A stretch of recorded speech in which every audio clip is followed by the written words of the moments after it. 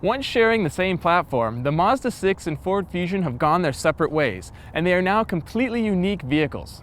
And yet both automakers have given their midsize sedans the same qualities, namely excellent styling, great fuel economy, and even that fun-to-drive factor.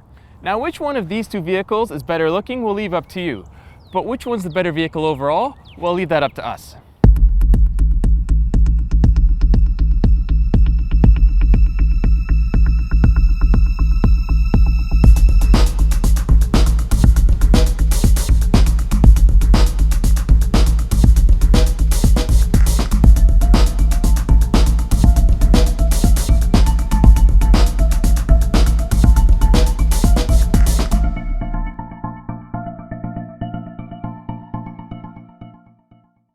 The Ford Fusion is available with three engine options: a 2.5-liter four-cylinder engine, a 1.6-liter EcoBoost engine, and a 2-liter EcoBoost engine.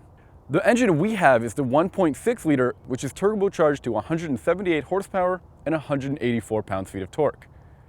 Our vehicle is paired with a 6-speed automatic transmission. EPA ratings for this engine is 23 miles per gallon in the city, 36 miles per gallon on the highway, and 28 miles per gallon combined. Finally, pricing for the Fusion starts at $21,900, but getting it equipped like our tester here, which is the SE model with the luxury and driver assist package, brings the price up to $29,105. Until the turbocharged diesel arrives later this year, all Mazda 6 models are powered by a 2.5-liter Skyactiv 4-cylinder engine that produces 184 horsepower and 185 pound-feet of torque. If you want a 6-speed manual in your Mazda 6, you'll have to order the base Sport trim, as the Touring and Grand Touring models come equipped with a 6-speed automatic only. The automatic, as found in this Touring model, is officially rated at 26 miles per gallon in the city and 38 miles per gallon on the highway. The Mazda 6 Touring begins at a price of $25,290 after destination fees, and our test vehicle ballooned up to $27,985. Gone is the era of boring mid-size sedans, and Ford's leading the charge with the Fusion, which has an inspiring design.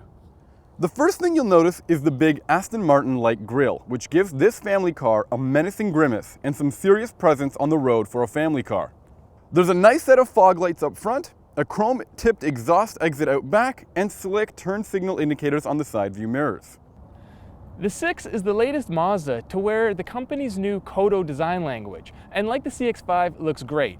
Missing from the 6 is the smiley face grin found on other Mazdas. Instead, there's an aggressive new grille, and these sweeping body lines that begin at the headlights, flow over the front wheels, and end at the doors.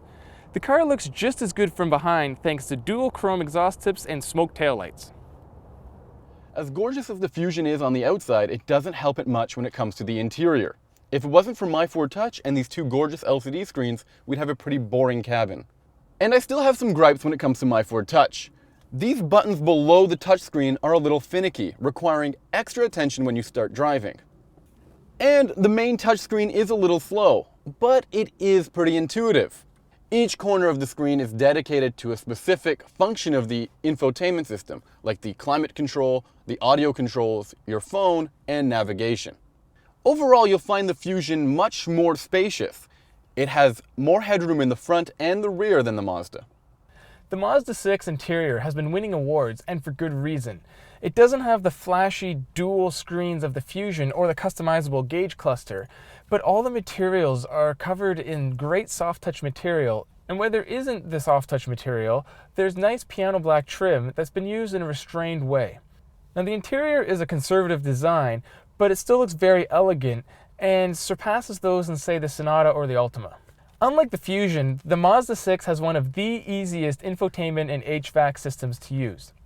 For temperature controls, there's actual knobs, and the infotainment unit can be used any way you want. It's touchscreen, there's buttons beside the touchscreen, there's buttons on the steering wheel, or there's even a knob and button combo down here that mimics BMW's iDrive or Mercedes Command System. In the back, it's a little tight. Anyone over 6 feet tall will find headrooms a little lacking, and getting in and out of the car requires a lot of ducking due to the sloping roof. The Fusion is marginally better, but vehicles like the Accord and Camry are much better. First impressions in the Fusion are pretty strong. The little turbocharged engine provides a lot of torque, and in slow-moving traffic, it's not too loud in here. But when you really push it, Noise and vibration overtake the cabin completely, and it doesn't accelerate as fast as I was hoping. Maybe the better engine for me would be the 2-liter EcoBoost. The Fusion is also available with a ton of driver aids. This model in particular has a blind spot assist and a lane keep assist. The steering in the Fusion is also really light. It doesn't really provide a lot of feedback, but it really does a lot to make the car feel a lot lighter than it is. And that's really helpful in a city situation or tight handling situations. The handling in the Fusion is excellent. It's a good blend of sportiness and comfort. It doesn't get too stiff, but it also provides the right amount of feedback. Now, this Fusion doesn't have paddle shifters like the Mazda6, and if you wanted them, you'd have to opt up for a higher package. If you want to change gears yourself, you can only do it while in sport mode. Otherwise, if you leave it alone, it'll hold on to gears a little bit longer, giving you that sporty feeling anyways. Essentially, the Fusion is available with all the high-end tech that you'd find on a luxury car, and it works just as well. Despite having a larger engine, the Mazda6 is actually rated by the EPA to be more fuel efficient than the Ford Fusion. This is done thanks to Hvac active technology, which reduces vehicle weight and reduces friction of the mechanical components. Does it work? In a word, yes. After a week of hard driving, the Mazda6 returned an average of 29.4 miles per gallon. That's over 5 miles per gallon better than the Ford Fusion returned. The lighter weight of the 6 is felt on the road. It's quicker to turn in corners, feels more tossable, and just altogether more composed. Now, usually this means a vehicle will have a rougher suspension and just feel less refined, but that's not the case, as somehow the 6 still feels like a more well put together vehicle than the Fusion. The engine in the Mazda6 is merely adequate, but what non-turbocharged 4-cylinder engine in a family sedan doesn't feel this way? Thankfully, the transmission does the most of what power there is. It provides very smooth shifts, and in regular driving makes the most of the economic Hvac active technology. However, when you want to do more aggressive driving, the transmission quickly snaps into quick downshifts and lightning fast upshifts. Yes, these two vehicles are stylish and high-tech, but the Fusion's higher price tag and worse fuel economy puts it behind the Mazda.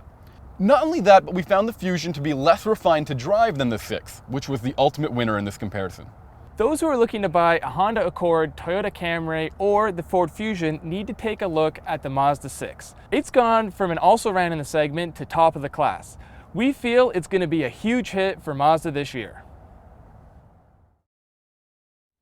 For more on this car comparison and others like it, visit AutoGuide.com.